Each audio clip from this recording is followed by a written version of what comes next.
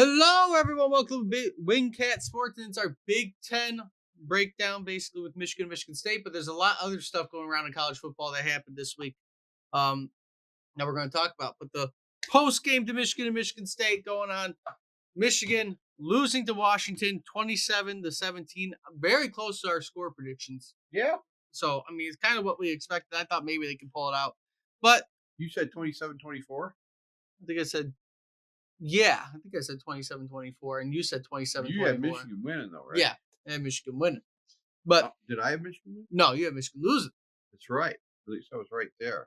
But overall, they had Orgy start the game, took him out, put in Tuttle. He threw for almost 100 yards on the day, had a TD and an interception. Orgy only threw for 15 yards on 3 passes. Rushing wise, Edwards had a day for 95. He rushed for 95 yards. Ballings rushed for 49. But the offense just couldn't get into the end zone enough. And at the end of the day, you ended up losing to Washington. I thought Michigan's kind of funny. They're kind of comical in the sense that, last week they were talking about finding their identity. Well, I guess they didn't like their identity because they tossed Orgy out and discovered that, hey, we have a quarterback that actually may have the potential to throw the ball well. I mean, Tuttle looked good when he was in there. It wasn't great. I'm not saying the guy's like the second coming of Drew Henson or anything like that, but he freaking looked good. He looked like a legit college quarterback.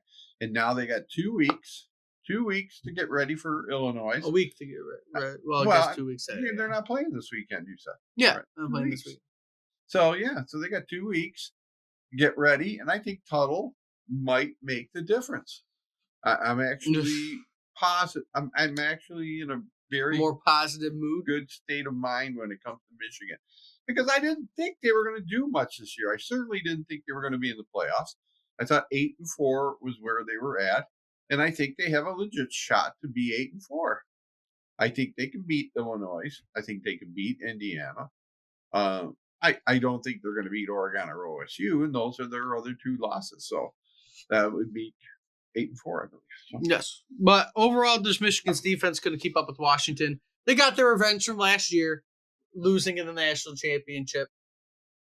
So, yeah, I guess. I mean, it doesn't matter. It doesn't mean anything. They suck too.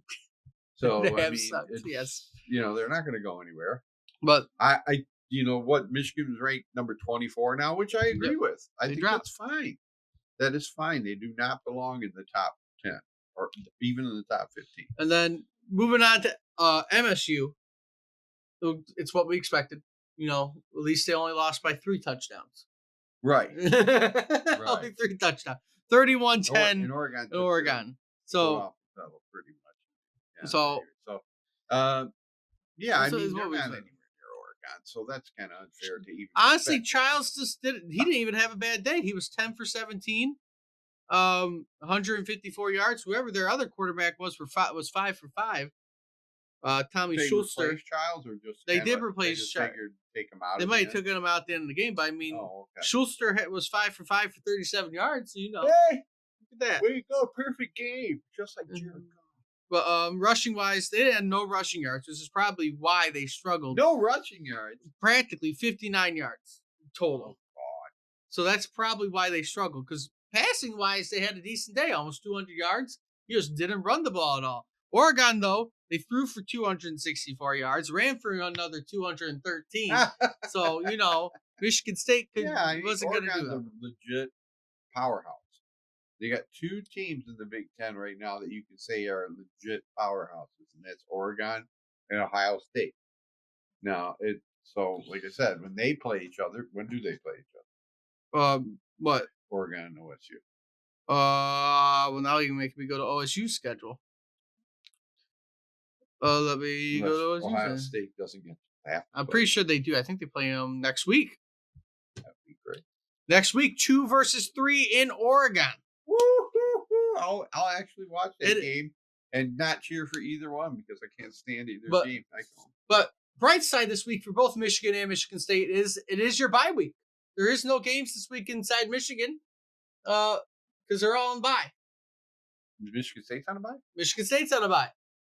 Oh well, then hell. So We get to watch Oregon and OSU, and of course, even though I can't stand Oregon, I'm going to root for them because they're playing the double in state incarnate with OSU, and I can't stomach OSU. So, but I'm gonna. overall, though, it's what we expected out of them. But one last thing I kind of want to go over before we're kind of done with this week, since we don't have to look forward to next week for any Michigan or Michigan State games. They both get a break, which I think they both need. Right. We're kind of going to go around some scores from last week. That was a little bit of a problem overall. There's a lot of upsets. Texas A&M beating number 9 Missouri, which is a top 10 upset again. Right. Uh, Alabama loses. Alabama is the bit. That's the game. Alabama And losing to Vanderbilt. I was funny because I didn't know that Nick Saban had said that no one or Vanderbilt never wins or something. We're never losing to Vanderbilt or something. And I guess that was poster or locker room. But the thing is, I don't think there's multiple things with this game.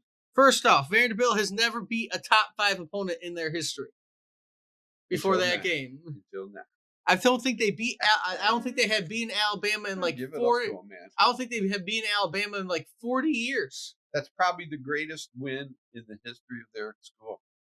I don't know much about Vandy, but I can't imagine that their students tore off the goalpost and carried it 3 miles through Nashville to the river. Right. Is Vanderbilt in their history ever beat a number 1 team? No, that was the first time. Never. They've never beaten a top 5 team. Give it up for them, man. Way to go, Vandy.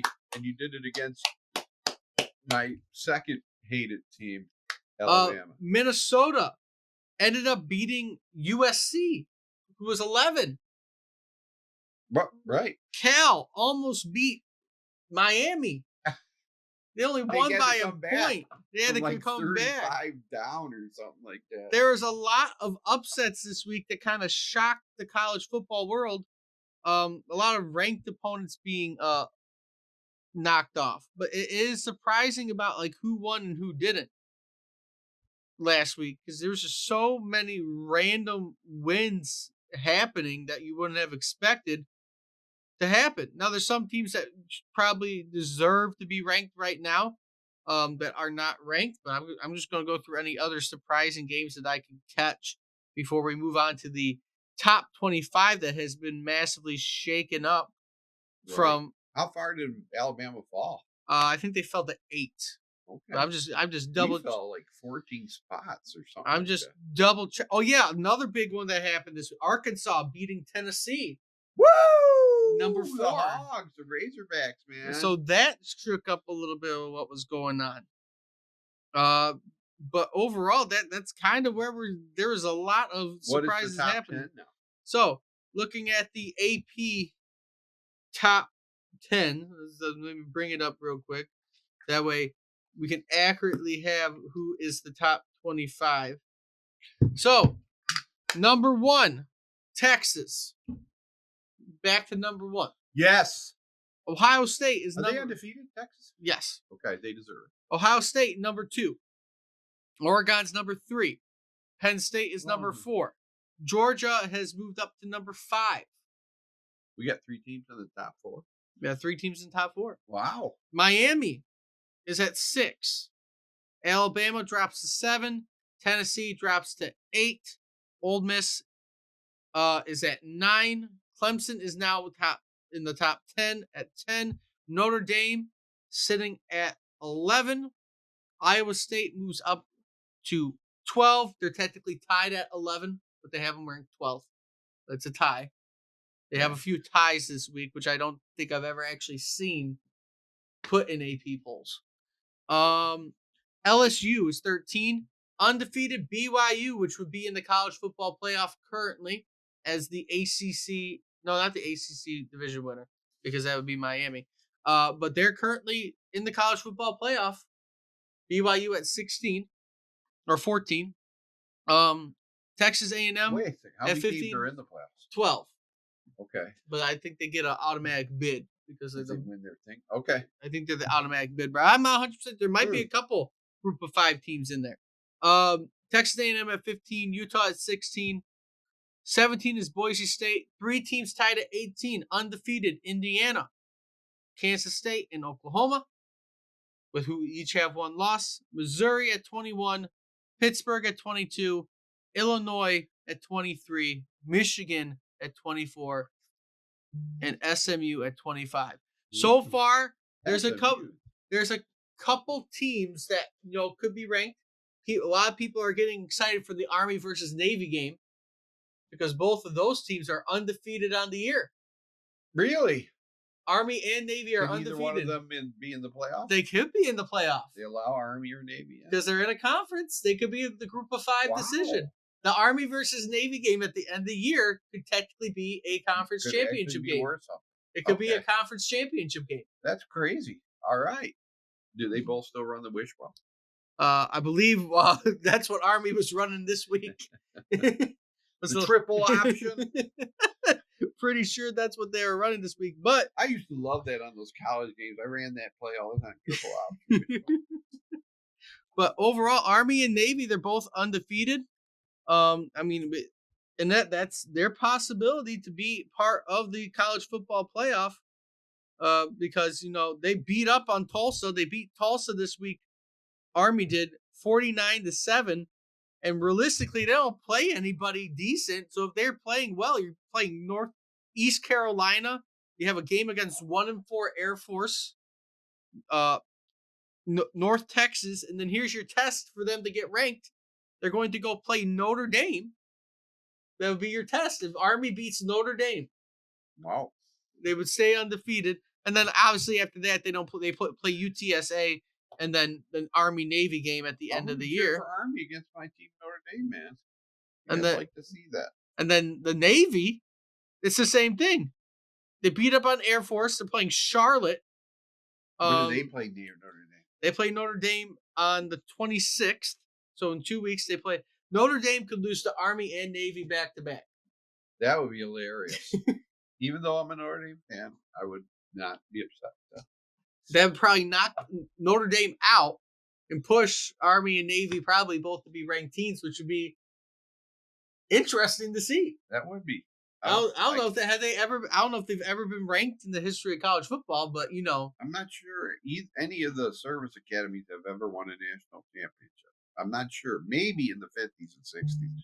Army was a huge team in the early days of college football, but I don't think it's been that way for quite a while. But that is our college football kind of roundup. When you look at it, Army and Navy having their chance to kind of be on top. Obviously, Notre Dame is a heavy favorite in both games, because they don't assume Army or Navy is going to be any good, but there is a chance. I mean, that it happens. Just so you know, they're undefeated, but their QB is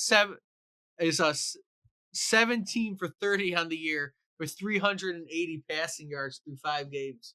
Nice. That's like a 1 game stat. Their running back though has 95 carries for 602 yards.